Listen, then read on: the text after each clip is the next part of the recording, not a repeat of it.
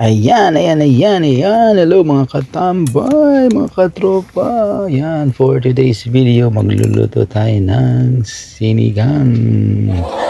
Ito ang ating ingredient ng kangkong, sibuyas, siling green, and kamatis.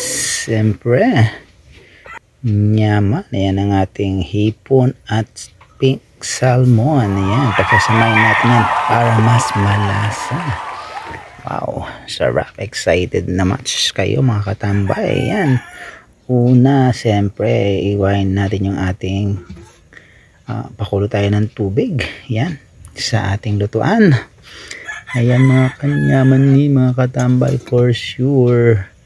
Tapos, hiwain natin yung ating mga kamatis ng ganyan.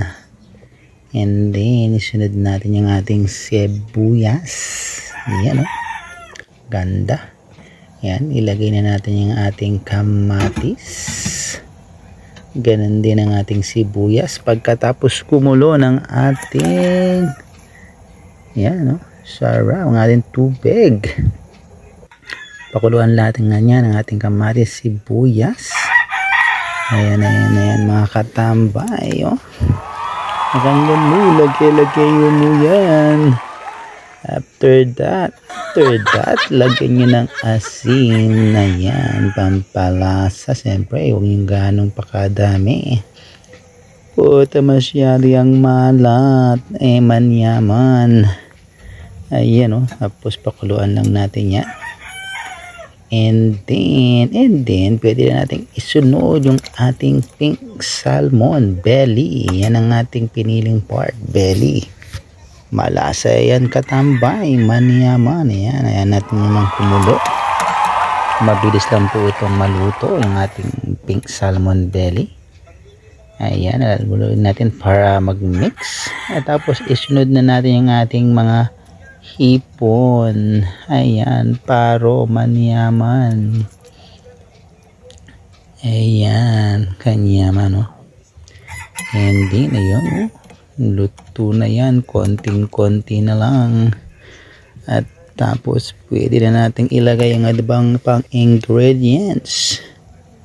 Ayan malapit na siyang kumulo, malapit na bumukal katambay. Kaniyaman, pwede natin sunodin kakatamong kangkong leaves. Ayan, and then ayan and kakatamong kangkong, siyempre inwas ko pa yan. And then before yan natin ilalagay dyan ang ating kangkong leaves. Make sure hugas na hugas po yan. Ayan, healthy.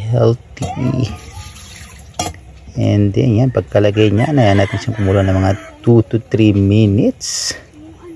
Siyempre, tatakpan natin yan para mas mabilis yung kanyang pagkulo.